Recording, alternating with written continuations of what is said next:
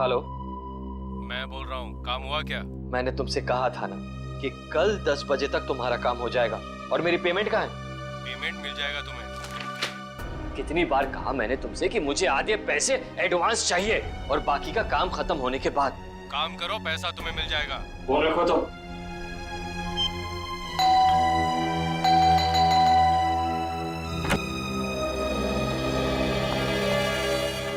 क्या बात है?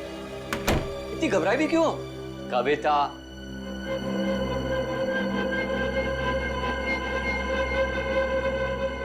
कविता, मैंने उसे वहां देखा था, नीचे नीचे खड़ा था वो। नीचे? कौन? सूरज। सूरज, तुमने अपनी दवाइयां ली? अमन, मैं बीमार नहीं हूँ। मैंने उसे नीचे देखा था। उसकी आंखें उसी मासूमियत से मुझे देख रही थी जैसे पहले देखा करती।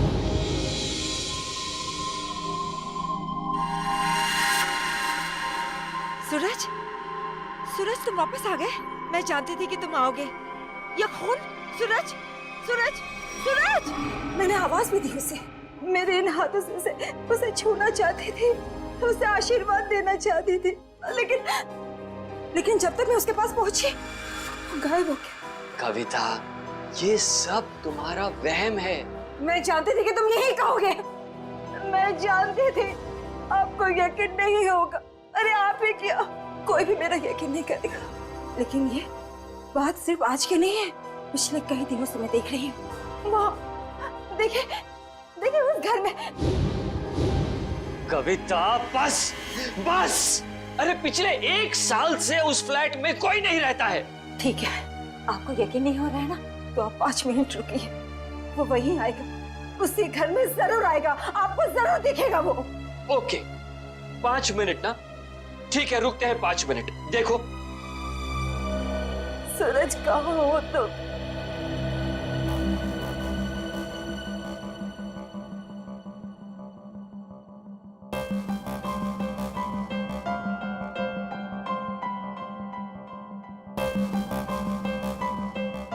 लो, हो गए तुम्हारे 5 मिनट। आया सूरज? आया नहीं ना? प्लीज 5 मिनट और रुकिए, वो जरूर आएगा। बस कविता, बस। अरे अगले आधे घंटे भी यहाँ खड़ी रहोगी ना, तब भी वहां सूरज नहीं आएगा। तुम्हारे पास ये सब फजूल की बातों के लिए फुर्सत है, मेरे पास नहीं। Enough of this nonsense. रुकिए तो, वो आएगा, वो जरूर आएगा।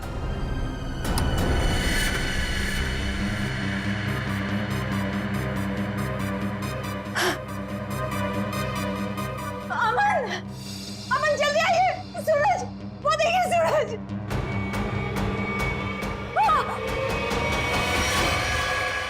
सूरज, अमन, अमन, अमन, जल्दी आइए, जल्दी आइए। अरे अमन, सूरज गिर गया। कविता, आइए जल्दी, आइए। वो छत से गिर गया है, मैंने अपनी आंखों से देखा है। चलिए जल्दी। कविता क्या कर रही हो? अरे सबके सामने तमाशा मत करो प्लीज। अरे हमें सूरज को बचाना है। सूरज, सूरज! क्या हुआ मैम साहब? आप इस तरह चिल्ला क्यों रही हैं? कहाँ है सूरज? सूरज कहाँ गया? कौन सूरज मैम साहब? इस विंग में तो इस नाम के कोई भी साहब नहीं रहते। अमन, अमन मेरा यकीन करिए, सूरज को मैंने ऊपर बालकनी से गिरते हुए देखा था। यहीं गिरा था वो। देखो, यहाँ तो कोई भी नहीं है कोई दिख रहा है? नहीं ना? कविता, क्या कर रही हो तुम? मैम साहब, जरूर आपने कोई बुरा सपना देखा होगा मैम साहब। नहीं, ना ही मैंने कोई सपना देखा है और ना ही मेरा ये कोई वहम है। मैंने उसे अपनी आंखों से देखा है, समझे तुम? कविता, बस करो तुम। मैं अब और बर्दाश्त नहीं कर सकता। आज तुम्हारे इस वहम को मैं दूर कर ही देता हूँ। ये इसी मनुष्य फ्लैट से तुमने सूरज को कूदते हुए देखा था ना? यही है ना वो फ्लैट? मैं सच कह रही हूँ अमन, मैं सच कह रही हूँ। मैंने अपनी आंखों से देखा है उसे गिरते हुए।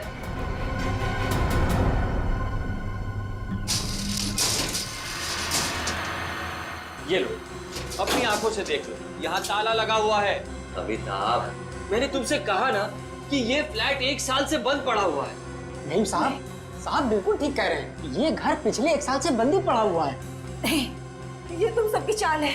मेरे साथ ऐसा घिनौना मजाक करके तुम लोग मुझे गलत साबित करना चाहते हो। कविता, मैं तुम्हारा पति हूँ, इतना प्यार करता हूँ मैं तुमसे। क्या मैं तुम्हारे साथ ऐसा करूंगा? हाँ, इसका पता तो अब सीआईडी लगाएगी। तुम भी ना कविता, हद करती हो बस।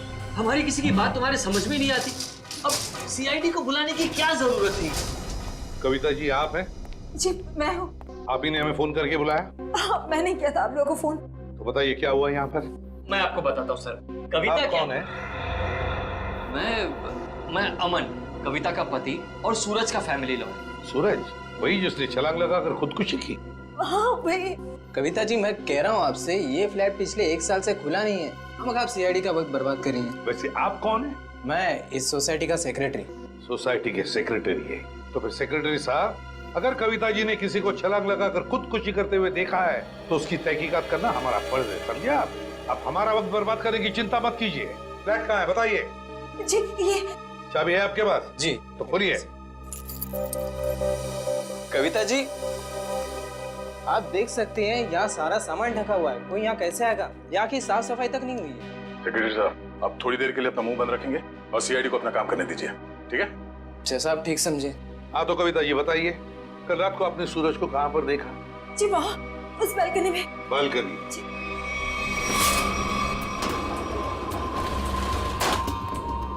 आइए बताइए, सूरज को कहाँ देखा था आपने? यहाँ खड़ा था। यहाँ पर? हाँ जी। और सर ये सब कल की बात नहीं, पिछले कई दिनों से मैं उसे यहीं देख रही हूँ। पर कविता जी ये हो कैसे सकता है? ये फ्लैट को बाहर से ताला लगा हुआ था और ये फ्लैट 6ठे माले पर है। भले ये फ्लैट 6ठे माले पर हो या 7वें माले पर, लेकिन यहाँ पर कोई तो आया था जरूर। कल रात को यहाँ पर कोई था, समझे? पर ये आप इतनी यकीन के साथ कैसे कह सकते हैं? ये मैं नहीं कह रहा हूँ, इस रेलिंग पर जो धूल जमी हुई है ना, ये हमें बता रही है। पर ये हो कैसे सकता है? कोई तो आया था यहाँ पे बालकनी में। ये बालकनी की रेलिंग पे ये मिट्टी देख रहे हो? यहाँ पे मिट्टी साफ है। ऐसा लगता है कोई यहाँ पे था जिसने इस रेलिंग के साथ छेड़छाड़ की। अब आप लोगों को मेरी बात पर यकीन हुआ ना सर? देखा अमन, मैं सच कह रही थी। एक मिनट। अगर किसी ने यहाँ से खुदकुशी की होती तो उसकी लाश कहाँ है? और इतने ऊपर से कूदने के बाद जमीन पर गिरते ही उसका सर फटा होगा, खून निकला होगा। जमीन पर ना उसकी लाश मिली, ना जमीन से खून के निशान। और तो और वॉचमैन तो कुछ देखता। अब हम देख लेंगे और पता भी लगा लेंगे। देख नीचे चलते हैं।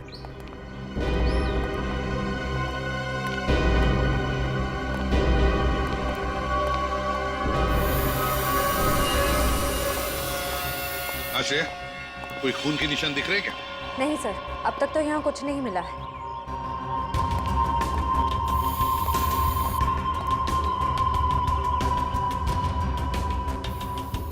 वॉचमैन, कल रात ड्यूटी पर थे ना तुम? साहब मैं ही था। तो फिर तुमने देखा कैसे नहीं किसी को ऊपर से गिरते हुए? साहब रात में मैं ही यहाँ पे बैठा हुआ था। ये मेम साहब अचानक यहाँ आई और बोलने लगी कि सूरज ऊपर से कूद गया। अच्छा एक बात बताओ, कल कोई अनजान आदमी आया था कल रात को यहाँ इस विंग में? नहीं साहब, इस विंग में जो लोग रहते हैं वही लोग आए थे साहब। आप चाहें तो मैं आपको रजिस्टर भी दिखा सकता हूँ साहब। सर हाँ? सर खून के कोई ट्रेसेस नहीं मिले वहाँ पे। ऐसे कैसे हो सकता है? आप लोगों को कुछ सबूत मिला है ना बालकनी में किसी की मौजूदगी का? मैं सच कह रही हूँ सर, मेरा यकीन कीजिए। कविता जी हम आपका पूरा विश्वास कर रहे हैं, आप सच बोल रही हैं। मैं तो सच बोल रही हूँ, लेकिन मुझे लगता है कि ये लोग झूठ बोल रहे हैं। क्या मतलब? शायद ये लोग मुझे झूठा साबित करना चाहते हैं। लेकिन क्यों गलत साबित करना चाहते हैं ये लोग? ऐसा ही है सर, मेरे आने से पहले इन लोगों ने लाश को ठिकाने लगा दिया होगा, खून भी साफ कर दिया होगा। मेरा यकीन कीजिए, मैं सच बोल रही हूँ। कविता तुम सबके सामने पतंग अड़खड़ा कर रही हो। एक मिनट सर, आप नहीं सर, मैं सच बोल रही हूँ। सर आप मेरी पत्नी की बातों को ज्यादा गंभीरता से मत लीजिए। दरअसल उसका दिमागी इलाज चल रहा है। दिमागी इलाज चल रहा है? क्यों, किस लिए? उसे हेलुसिनेशंस होते हैं सर। उसे ऐसे लगता है जैसे सब लोग उसके खिलाफ हैं। और जिस सूरज की वो बात कर रही है ना, उसकी तो 1 साल पहले मौत हो चुकी है। सूरज की मौत 1 साल पहले हुई थी? जी। अच्छा, और फिर भी इस बात का तो नजरअंदाज नहीं कर सकते ना कि आपकी पत्नी कविता ने किसी को ऊपर से छलांग लगाकर खुदकुशी करते हुए देखा है। बस एक बात बताइए, सूरज की मौत हुई कैसे थी? सर सूरज ने फ्लैट से कूदकर आत्महत्या कर ली थी। वैसे आप कौन है? मैं सूरज का चचेरा भाई प्रतीक और ये मेरी पत्नी नताशा। एक बात बताइए, सूरज ने आत्महत्या क्यों की? सर सूरज को अपने पिता से बहुत लगाव था और उनकी मौत के बाद उसके पास जिंदा रहने का कोई मकसद ही नहीं बचा था। कविता जी, एक बात बताइए, क्या आपने 1 साल पहले सूरज को कूदते हुए देखा था अपने घर से? तभी मैं इस शहर में नहीं थी सर। मेरे वापस आने के बाद मुझे बताया गया था, लेकिन मुझे यकीन ही नहीं हुआ। माँ बाप की मौत हर बच्चों के लिए बहुत बड़ा सदमा होती है, लेकिन इसका मतलब ये नहीं है कि आप अपनी जिंदगी का अंत ही कर दो। सर, मैं पूरे यकीन के साथ कह सकती हूँ कि सूरज जिंदा था।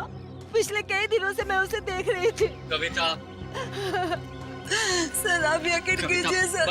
बस करो, तुम्हारी तबीयत ठीक नहीं है। हाँ, चलो घर चलो, तुम्हारे आराम का वक्त हो गया। अमर, मैं सच क्या है? एक्सक्यूज मी सर, सर, चलो चलो चलो चलो मेरे साथ, चलो। अमर, मैं सच बोल रही हूँ। सर कविता आंटी को सूरज की मौत का बहुत गहरा सदमा लगा है, इसलिए उसके कूदने का दृश्य उनकी आंखों के सामने बार बार आता रहता है। सर कविता आंटी की अपनी कोई संतान थी नहीं और वो सूरज को अपने बेटे समान मानती थी। सूरज को हॉस्पिटल कौन ले गया था? मैं, नताशा और अमन अंकल, हम तीनों मिलकर लेकर गए। सर मैं भी था। आप? शेखर, सूरज के पिता का बचपन का दोस्त। कौन से हॉस्पिटल ले गए थे सूरज को? Sir city hospital. City hospital. देख, सूरज की मौत 1 साल पहले हुई है, तो पता लगाना पड़ेगा कि लोकल पुलिस स्टेशन का कौन सा ऑफिसर उस केस को देखता था, और फिर उसे लेकर सिटी हॉस्पिटल जाना पड़ेगा। 16 दिसंबर 2012 की रात थी जब सूरज को इस हॉस्पिटल में लाया गया था। काफी नाजुक हालत थी उसकी, कंधा टूट गया था उसका, सर पे भी गहरी चोट आई थी। लग नहीं रहा था कि वो बचेगा। लग नहीं रहा? बिल्डिंग से कूद के उसकी मौत हो गई थी ना? मौत? नहीं सर, इस हॉस्पिटल के डॉक्टर इतने काबिल थे, उन्होंने उसको बचा लिया था। क्या सूरज जिंदा है? नहीं सर, वो मर चुका है। अरे अभी अभी तो तुम कह रहे थे कि डॉक्टरों ने उसे बचा लिया था। सर वो बच गया था और उसके जीने की पूरी तमन्ना खत्म हो चुकी थी। हॉस्पिटल से ऑपरेशन के 3 दिन बाद ही वो हॉस्पिटल से भाग गया और फिर ओडाला के ब्रिज से जाकर उसने आत्महत्या कर ली। ओडाला ब्रिज? मतलब सूरज की मौत बिल्डिंग से कूदने से नहीं, ओडाला ब्रिज से कूदने से हुई है। मगर सर सूरज के घर वालों ने हमसे झूठ क्यों कहा? खैर उसका तो पता हम लोग लगा ही लेंगे। पहले जरा उस डॉक्टर से मिलते हैं जिसने सूरज की जान बचाई थी। सूरज का ऑपरेशन डॉक्टर रेणुका ने ही किया था। डॉक्टर रेणुका? जरा बुलाइए उन्हें।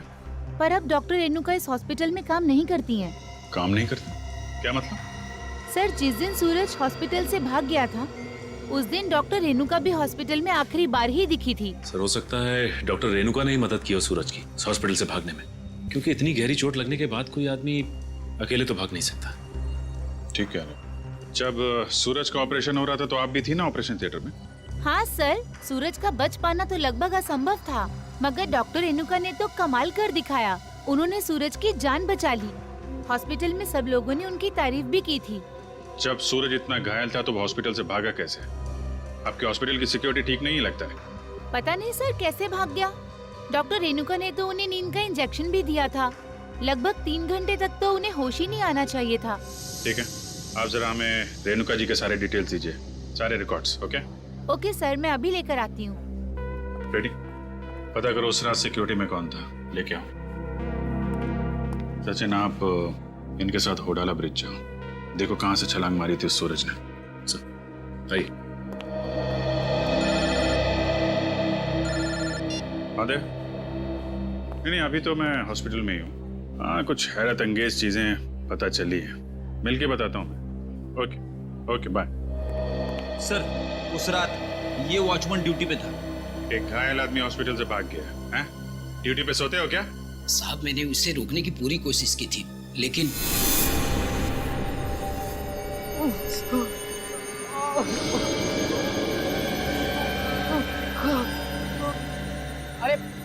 अरे साहब आप कहाँ जा रहे हैं? अपने काम से काम रख। ऐसे मैं आपको नहीं जाने दे सकता साहब। मेरे बीच में हट जा वरना तेरी जान ले लूंगा। और साहब ये कहाँ से उठाया आपने? नहीं मैं आपको नहीं जाने दे सकता। ये देखिए साहब, उस चोट का निशान आज तक है। सूरज ने होडाला ब्रिज से कूद के आत्महत्या की और ये बात उसके घर वालों ने हमसे छुपाई है। कोई तो ऐसा राज है जिस पर वो लोग पर्दा डालने की कोशिश कर रहे हैं। क्या सूरज की मौत बिल्डिंग से कूदने से नहीं बल्कि होराला ब्रिज से छलांग लगाने से हुई थी? और इतनी बड़ी बात तुम लोगों ने मुझसे क्यों छुपाई? सिर्फ आप ही से नहीं कविता जी, इतनी बड़ी बात सीआईडी से भी छुपाई गई है। कानून से कोई बात तब छुपाई जाती है जब जुर्म के ऊपर पर्दा डालने की कोशिश की जा रही हो। हाँ? ये बात हमने कविता से इसलिए छुपाई थी, हम नहीं चाहते थे कि कविता सूरज के वापस लौटने की झूठी उम्मीद में जिए। जी हाँ सर, मौत बिल्डिंग से कूदकर हुई हो या फिर होडाला ब्रिज से छलांग लगाकर। सच तो ये है कि सूरज अब कभी भी लौटकर वापस हमारी जिंदगी में नहीं है। माना सूरज ने होडाला ब्रिज से नीचे छलांग लगाई मगर किसी को उसकी लाश मिली, हाँ? तो आप लोग इतने यकीन के साथ कैसे कह सकते हैं कि सूरज मर चुका है? मैं जानती थी कि सूरज जिंदा है और वो वापस जरूर आएगा। हे भगवान, तेरा लाख लाख शुक्र है, वो वापस आएगा। इसीलिए हमने ये बात कविता से छुपाई, क्योंकि हम नहीं चाहते थे कि ये सूरज की वापसी की झूठी आस में बंधी रहे। अब आपने इसे सब कुछ सच सच बताकर इस बेचारे की बची कुची जिंदगी में भी जहर घोल दिया। तुम मेरे पति नहीं हो, दुश्मन हो दुश्मन। तुमसे मेरी खुशी देखी नहीं जाती, मेरा सुख तुमसे बर्दाश्त नहीं होता। बोलो, ये छुपाया था मुझसे, हम नहीं छोड़ेंगे। कविता जी संभालिए। छोड़िए छोड़िए। अब तो खुश है ना आप लोग हमारे घर में झगड़ा लगाकर? आपके घर के झगड़े से ज्यादा जरूरी फिलहाल हमें ये जानना है सूरज जिंदा है या नहीं, और अगर वो जिंदा नहीं है तो फिर कौन है वो आदमी जो नकली सूरज बनकर ये खेल खेल रहा है? अच्छा, ये है डॉक्टर रेणुका, इसने बचाया सूरज को। हाँ सर, इनके घर पे पूछताछ करने पे इनके नौकर ने बताया कि हॉस्पिटल की नौकरी छोड़ने के 1 हफ्ते बाद ये सिंगापुर चली गई थी। हॉस्पिटल से नौकरी छोड़ने के बाद ये सिंगापुर चली गई, तो फिर कभी ना कभी तो वापस आती होगी। नहीं सर, वापस आना तो दूर की बात है, इन्होंने एक फोन तक नहीं किया। अरे, एक फोन तक नहीं किया? बड़ी अजीब बात है। कोई अपना घर नौकर पर सौंप जाता है तो कभी ना कभी फोन करके पूछताछ तो करता है घर की हालत के बारे में। हाँ सर, पर इन्होंने ऐसा बिल्कुल नहीं किया। और सर, नौकरों की पगार हर महीने सीधे उनके अकाउंट्स में डाल दी जाती है, वो भी कैश। नहीं नहीं नहीं नहीं, कुछ और ही चक्कर है, कुछ और ही चक्कर है ये। सर ये धीरज, इन्होंने सूरज को होडाला ब्रिज से कूदते हुए देखा था 1 साल। क्या तुम्हें पूरा यकीन है कि वो सूरज ही था? जी सर, पुलिस ने उस वक्त उसकी फोटो दिखाई थी, वही सूरज था। क्या यही था वो? हैं? जी सर, यही सूरज था। अगर तुमने सूरज को ब्रिज से कूदते हुए देखा तो तुमने उसे बचाने की कोशिश क्यों नहीं की? रोका क्यों नहीं उसे? सर, मुझे नहीं मालूम था कि ये कूदने वाला है। मैंने समझा कि बस यूं ही टहलने के लिए आया होगा। जब तक मैं कुछ समझ पाता, इन्होंने वहां से छलांग लगा दी। कब हुआ ये? सर, रात तकरीबन 1 बजे की। रात के 1 बजे? तो क्या मैं पूछ सकता हूँ कि रात के 1 बजे आप वहाँ क्या कर रहे थे होडाला ब्रिज पर? सर, वो क्या है ना कि मैं एक लेखक हूँ। जब कभी कहानी लिखते लिखते अटक जाता हूँ तो वहाँ टहलने के लिए निकल पड़ता हूँ, इस उम्मीद से कि शायद कोई नई प्रेरणा मिल जाए। लेकिन जब से ये हादसा हुआ है ना सर, मैंने उस ब्रिज पे जाना बंद कर दिया है। वैसे आप लिखते क्या है? सर, मैं उपन्यास लिखता हूँ, नोवेल्स। ठीक है धीरज, थैंक यू वेरी मच, तुम जा सकते हो। अगर जरूरत पड़े तो हम तुम्हें फिर से बुला लेंगे। सर, ये होडाला ब्रिज के नीचे के पानी का बहाव बहुत तेज है सर। अगर कोई भी आदमी ऊपर से नीचे गिरता है तो उसका बचना अब नामुमकिन है सर। और तो और सर, पुलिस वालों ने उस जगह की अच्छी तरीके से छानबीन करवाई थी गोताखोरों से, लेकिन सूरज की लाश नहीं मिली थी सर। हो सकता है कि तेज बहाव की वजह से वो सूरज को ढूंढ नहीं पाए होंगे, या फिर किसी न किसी वजह से सूरज डूबने से बच गया। सर, अगर ये सूरज बच गया है तो सिर्फ कविता जी को क्यों दिखाई देता है? अमन जी या बाकी लोगों को क्यों नहीं? वही तो, अगर ये बच गए तो सिर्फ कविता को ही कैसे दिखता है, और किसी को क्यों नहीं दिखता? नहीं नहीं नहीं नहीं नहीं नहीं, कुछ ना कुछ तो गड़बड़ जरूर है, क्योंकि अगर ये बच गया तो सबके सामने क्यों नहीं आता है? सर, शायद ये कविता जी का कोई वहम है। नहीं नहीं नहीं निखिल, ये कोई वहम नहीं है, कोई वहम नहीं है। अगर ये कविता जी का वहम होता तो वे सूरज की घर की बालकनी के रेलिंग पर जो धूल जमा हुई थी उसमें से इतना सा हिस्सा ही साफ कैसे मिला हमको? इतना सा हिस्सा साफ कैसे मिला? उसका एक ही मतलब है कि कोई ना कोई तो था सूरज के घर में, कोई ना कोई तो गया था सूरज के घर में जिसे कविता ने देख लिया, मगर कौन गया था सूरज के घर में? है कौन ये? इसका पता तो लगाना ही पड़ेगा।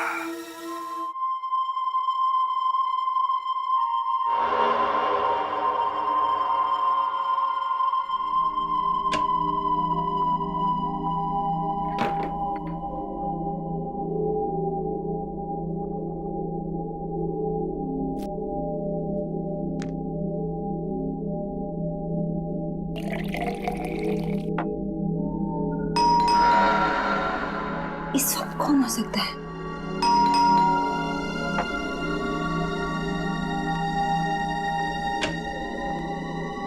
कौन है?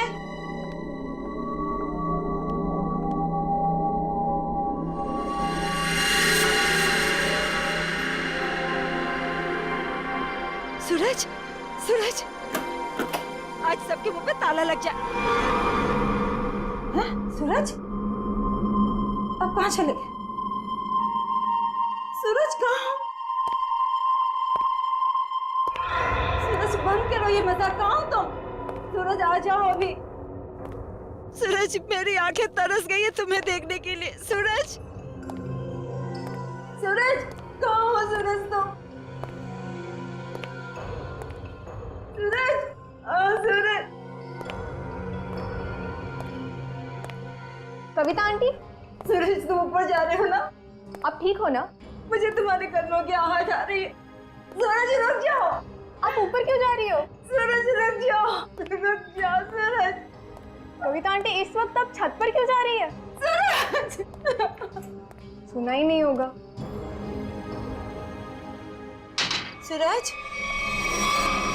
सूरज मैं जानती हूँ कि तुम छत पर आके छिपे हो। देखो, अब अच्छे बच्चे की तरह वापस आ जाओ। अब मेरे सब्र का और इम्तिहान मत लो सूरज। कहाँ हो तुम? अब अगर तुम 5 गिनने तक बाहर नहीं आए ना, मैं तुमसे कभी बात नहीं करूंगी। 1, 2, 3, 4।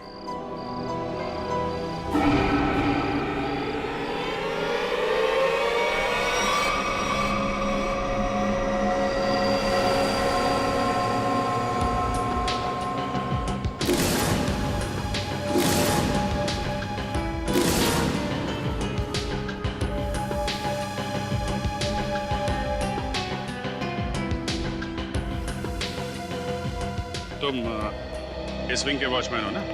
जी साहब। कैसे हुआ ये सब? साहब, कल रात तकरीबन 2 बजे मुझे किसी की चीख सुनाई दी।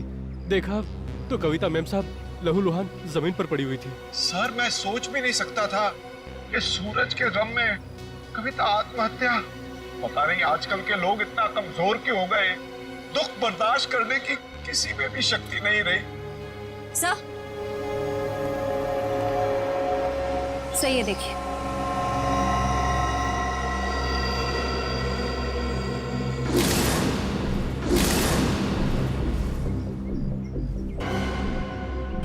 ये बात है। शेखर जी, कविता ने आत्महत्या नहीं की है। क्या बोल रहे हैं आप? इनके हाथों में बहुत सारी खरोंचे हैं, चूड़ियां टूटी हुई हैं। ऐसा लगता है कि उसकी किसी से हाथापाई हुई है। शायद खूनी ने छत पे से धक्का दिया इनको। वैसे ये बताइए कि आप में से किसी ने भी कविता जी को छत पे जाते देखा क्या? हाँ सर, मैंने देखा था। वो ऊपर जा रही थी सीढ़ियों से। मैंने उन्हें आवाज भी दी थी, पर उन्होंने सुना नहीं। कविता जी अकेले छत पे जा रही थी या उनके साथ में कोई और भी था? वो अकेली थी सर, और वो बार बार सूरज का नाम ले रही थी सर। मतलब सर, ये सूरज भी छत पे ही था? हो सकता है, या फिर वो आदमी जो सूरज बनने का नाटक कर रहा है। ये अमन जी नहीं दिखाई दे रहे? कहाँ है वो? पता नहीं जी, सुबह से उसका नंबर ट्राई कर रहा हूँ लेकिन फोन ऑफ है। सर, वो घर पे भी नहीं है। शायद ऑफिस में हो। ऑफिस के नंबर पे डायल करके देखो कहाँ है वो। कल रात कोई अनजान आदमी आया था यहाँ पे? नहीं साहब, मैंने किसी को नहीं देखा। सो रहे थे क्या? नहीं साहब, मैं सच कह रहा हूँ। मैं कल रात जाग रहा था और मैंने किसी को नहीं देखा इस विंग में जाते हुए। अगर जाग रहे थे तो किसी और को कविता के साथ छत पे जाते हुए क्यों नहीं देखा तुमने? मुझे तो ये भी नहीं पता साहब कि कविता मैम छत पे कैसे चली गई। छत का दरवाजा हमेशा बंद रहता है। चाबी किसके पास रहती है? चाबी मेरे पास रहती है साहब। लाओ चाबी लो। सर, ये देखिए, चाबी में चिकनाहट है। चिकना तो है।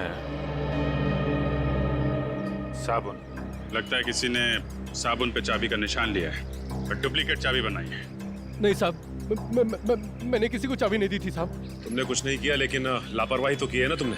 केबिन में तुमने चाबी लावारिस छोड़ दी होगी और इस बात का फायदा उठाकर किसी ने डुप्लीकेट चाबी बनवा ली। खूनी जो कोई भी है, छत पे जरूर कोई निशान छोड़ा होगा उसने। बॉडी को पोस्टमार्टम के लिए भिजवा दो।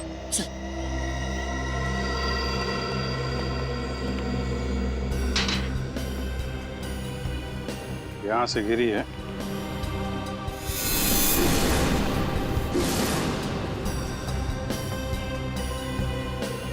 चूड़ी, इसका मतलब यहीं से खूनी ने कविता जी को नीचे फेंका है।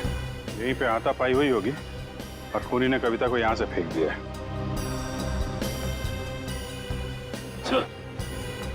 ये देखिए जूते के निशान, जरा नाप के देखो। इसका मतलब खूनी 10 या 11 नंबर के जूते पहनता होगा। लेकिन सर, ये भी तो हो सकता है कि ये जूता खूनी का ना हो और किसी ऐसे आदमी का हो जो इस बिल्डिंग में रह रहा हो। सचिन वॉचमैन बता रहा था ना, दरवाजे पे ताला लगा रहता है और उस चाबी पे भी साबुन लगा हुआ है। इसका मतलब खूनी ने डुप्लीकेट चाबी बनाई है। ये निशान खूनी का ही होगा।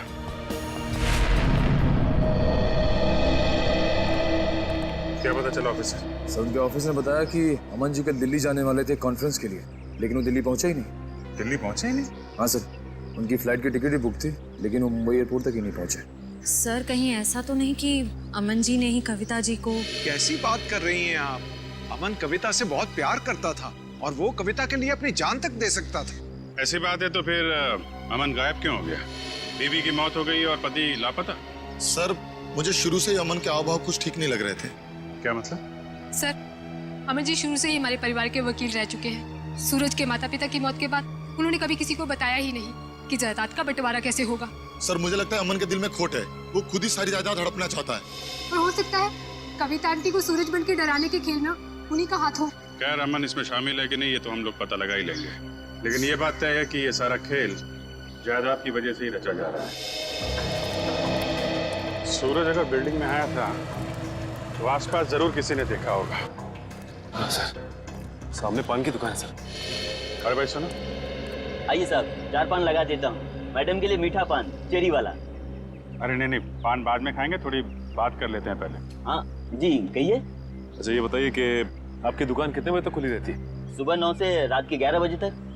क्या आपने इस आदमी को कल इस इलाके में देखा था? अरे आप लोग तो ऐसे बातें कर रहे हैं जैसे आप लोग सीआईडी वाले हैं। ठीक पहचाना आपने? अरे आप तो सचमुच में सीआईडी वाले हैं। देखा था इसको? जी साहब, कल रात को इस आदमी को देखा था। ठीक से याद है तुम्हें? कोई धोखा तो नहीं हो रहा? जी साहब, मेरी नजर 6x6 की है, कभी धोखा नहीं खाती। मतलब सर, सूरज जिंदा है? इसका मतलब वो जो जूतों के निशान हमें बिल्डिंग के छत पे मिले थे वो सूरज के थे और उससे नहीं कविता को मारा है। मतलब सर, ये जुर्म अमन और सूरज दोनों मिलके कर रहे हैं। ये भी तो हो सकता है कि कविता जी का खून सूरज ने किया और अमन को जबरदस्ती ले गया अपने साथ। लेकिन सर, कविता जी तो सूरज के लिए उनकी माँ की तरह थी, फिर उन्होंने कविता जी को छत से क्यों गिराया? साहब, क्या इस आदमी ने किसी को छत से धक्का दे दिया? शायद किसी का खून किया है इसने। और कुछ जानते हो इस आदमी के बारे में? जी साहब, इसने अपनी कार गलत जगह पार्क की थी। टोइंग वाला आया और कार उठा के लेके चला गया। कहाँ पे पार्क की थी गाड़ी? वहाँ साहब, वहाँ खड़ी थी। XYZ 040925। पता लगा किसके नाम पे रजिस्टर्ड है ये कार? अच्छा, वो सर, इस सूरज का ठिकाना मिल गया, वरना ये आदमी तो अपनी टो हुई गाड़ी लेने भी नहीं आया। और आता भी कैसे? चोरी की गाड़ी जो थी, एक एक कदम फूक फूक के रख रहा ये सूरज। हाँ सर, और छुपने के लिए भी उसने एक ऐसा ठिकाना चुना जो एक NRI का।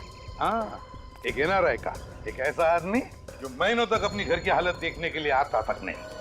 यहाँ पे ताला लगा हुआ है। बोल दो।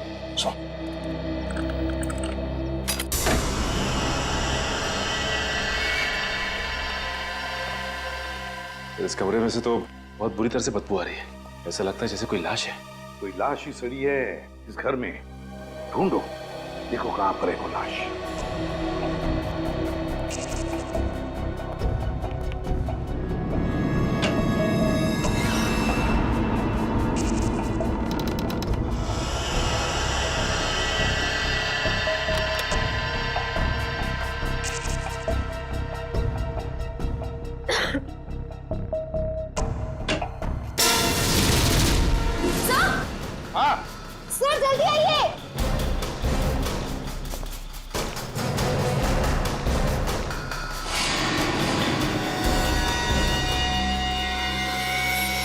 अरे ये तो रेणुका है, यही है ना वो डॉक्टर जिसने सूरज पर इलाज किया था?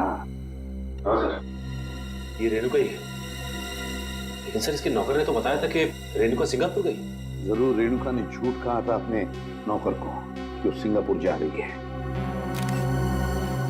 सर ये देखिए, गले पे निशान। ऐसा लगता है किसी तार से गला घोंट के मारा गया है।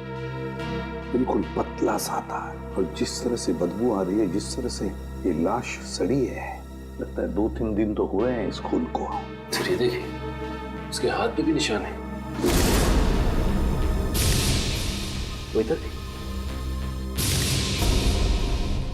मगर सर ये निशान इस चीज का हो सकता है। ये निशान लगता है किसी रस्सी वस्सी से होते हैं ना निशान, खींचते वक्त वैसे लगते हैं ये निशान। ढूंढो जरा इस कमरे में, जो भी चीज है, जिस चीज से ये निशान बना है, यहीं कहीं मिलना चाहिए।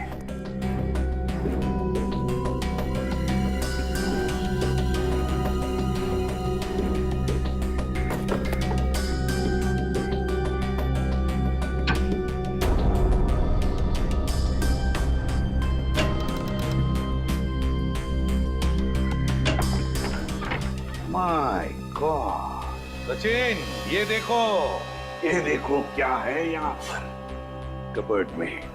डमी।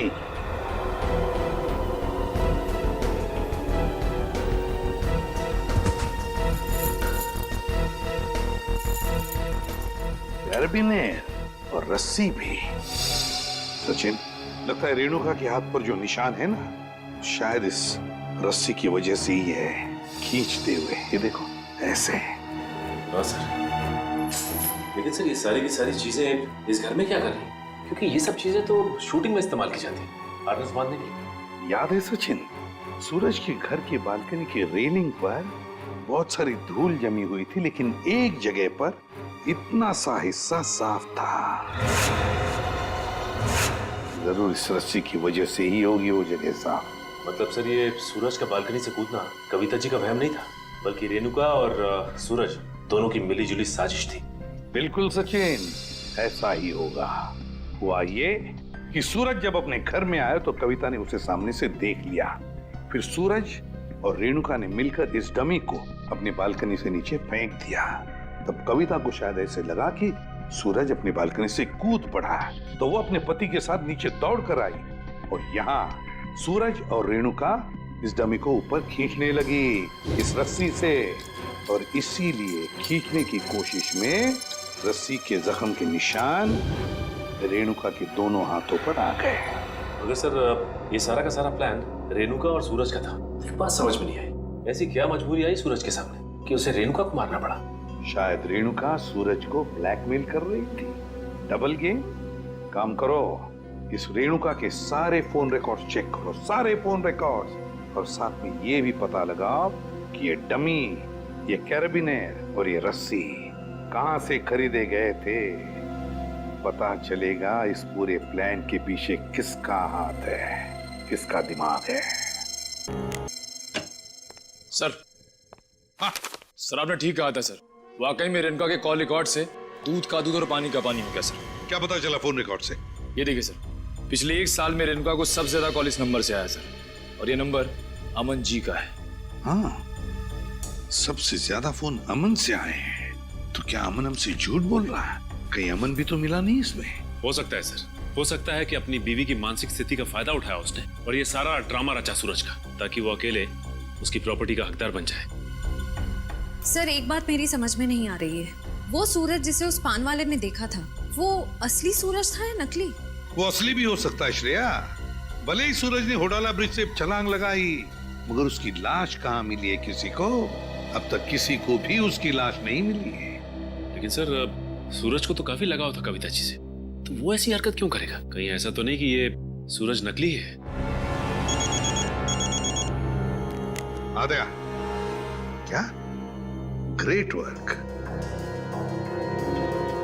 सचिन। पता चल गया उस दुकान का जहां से वो डमी खरीदा गया था। अब पता चलेगा कि असली सूरज कौन था और नकली सूरज कौन। सर हीरोइन की वीक्स तो मैं आपको 20 तरह की भिजवा सकता हूँ सर। आप सुनिए तो सर, पर आपकी एक्ट्रेस इतनी सनकी है, उसे एक भी वीक पसंद नहीं आता सर। हाँ ठीक है, भिजवा तो दूंगा, पर हाँ, हर वीक का 1500 रुपया लगेगा डिपॉजिट के तौर पर। मंजूर है? Okay sir. क्या भाई साहब, मेरे लायक भी कोई विग है क्या? क्यों नहीं सर, एक मिनट। हाँ सर, आपकी पर्सनैलिटी को देख के ये विग जचेगा सर। नहीं, मेरे हिसाब से इनके ऊपर ये विग सूट करेगी, और मेरे ऊपर ये वाली, और फ्रेडी तुम्हारे ऊपर ये थोड़े लंबे बाल चाहिए ना, इनके ऊपर ये वाला जचेगा। सर, ये कैसा मजाक है? मजाक नहीं, हम लोग सीआईडी से हैं। सीआईडी? जी हाँ। कौन आया था इनमें से आपके पास? नहीं सर, कोई नहीं आया था सर। ध्यान से देखो, हो सकता है इनमें से कोई आदमी ये डमी लेने आया हो। हाँ सर, ये डमी तो वो आदमी किराए पर लेकर गया था सर, और वापस आ ही नहीं सर। कौन था वो आदमी? सर एक मिनट, मैं देख के बताता हूँ। मिल गया, धीरज नाम था उसका सर। सर उस आदमी का नाम भी तो धीरज था ना, जिसने सूरज को ब्रिज से कूदते हुए देखा था। अच्छा भाई साहब, ये उस आदमी के चेहरे पे कोई कटा हुआ निशान था क्या? हाँ सर, ऐसा ही कटा हुआ निशान था सर।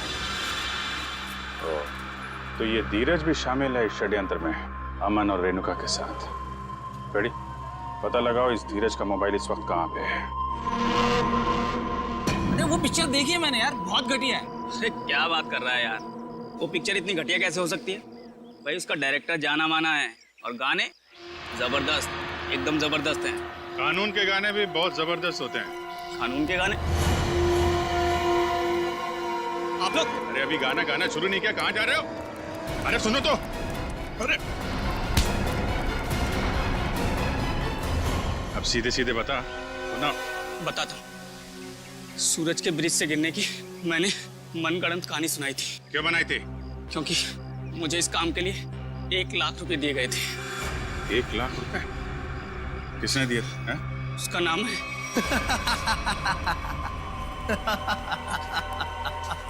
क्यों किया तुमने कविता के साथ ये सब? और मुझे यहाँ इस तरह बांध कर तुम्हें क्या मिलेगा? सुकून, ढेर सारा सुकून। ठीक उसी तरह जिस तरह मौत की दुनिया से निकलकर जिंदा लोगों की दुनिया में आकर मिलता है, वो सुकून। बकवास बंद करो। ना तुम कभी मरे थे और ना ही तुम सूरज हो। बहरूपिये हो तुम, बहरूपिये। अरे बाप रे, तुम्हें तो सब पता है। क्या है ना कि इतनी बातें जानना तुम्हारी सेहत के लिए ठीक नहीं है। तो मैं सोच रहा हूं कि तुम्हारी सारी तकलीफें मैं दूर कर ही देता हूं। ये क्या कर रहे हो तुम? रुक जाओ जतिन, इसकी टिकट काटने से पहले इसे देख लेने दो कि ये सारा खेल किसका रचा हुआ है। तुम? हाँ मैं कभी सोच भी नहीं सकता था कि इस सब के पीछे तुम हो। तुम्हारे सोचने की शक्ति वैसे भी कभी कुछ खास रही नहीं, और अब अपने जीवन के आखिरी पलों में अपने दिमाग पर जोर डालना बंद करो। हम ही सब कुछ आपको बता देते हैं। क्यों जतिन? क्या है ना कि तुम्हारे मरने के बाद मैं कोर्ट जाऊंगा, सूरज बनकर सरकारी कागजों पर दस्तखत करूंगा। फिर क्या है, सारी जायदाद हमारी। क्यों बॉस? अरे तुम लोगों को प्रॉपर्टी चाहिए थी तो मुझसे पहले ही कह देते। कविता की जान लेने की क्या जरूरत थी? बहुत अफसोस है कविता की मौत का।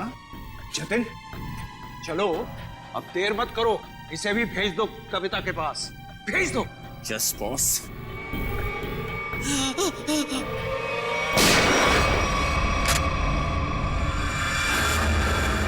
सब कुछ सुन लिया हम लोगों ने। अगर बाकी मुजरिम भी आप लोगों की तरह अपना जुर्म अपने आप कबूल कर लें तो सीआईडी का काम काफी आसान हो जाएगा। क्यों शेखर जी, आपका क्या कहना है? अरे रे रे रे रे, इतने भयानक मुजरिम को इतने आसानी से नहीं भागने देंगे हम लोग। क्यों किया ये सब? सूरज को उसके पिता से बहुत लगाव था, और उसकी मौत के बाद उसके जीवन में कोई रुचि नहीं रह गई थी। उसके दिमाग में आत्महत्या करने के ख्याल पनपने लगे।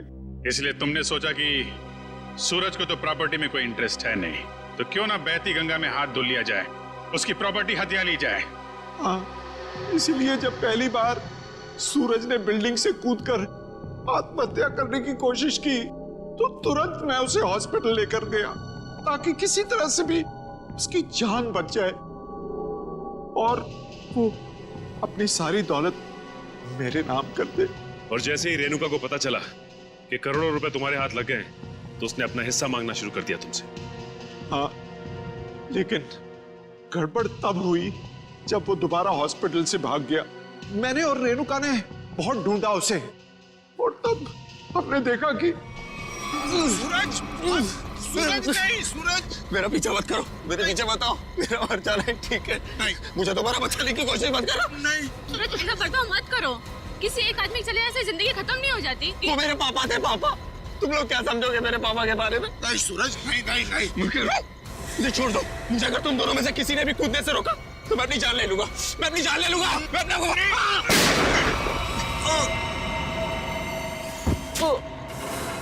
क्या सूरज को तुमने मार डाला? जानबूझकर नहीं मारा, गलती से गोली चल गई थी और फिर उसकी लाश को हमने नीमवाड़ी के जंगल में दफना दी। और फिर धीरज को तुमने अपना झूठा गवाह बना लिया ताकि कानून को गुमराह कर सको।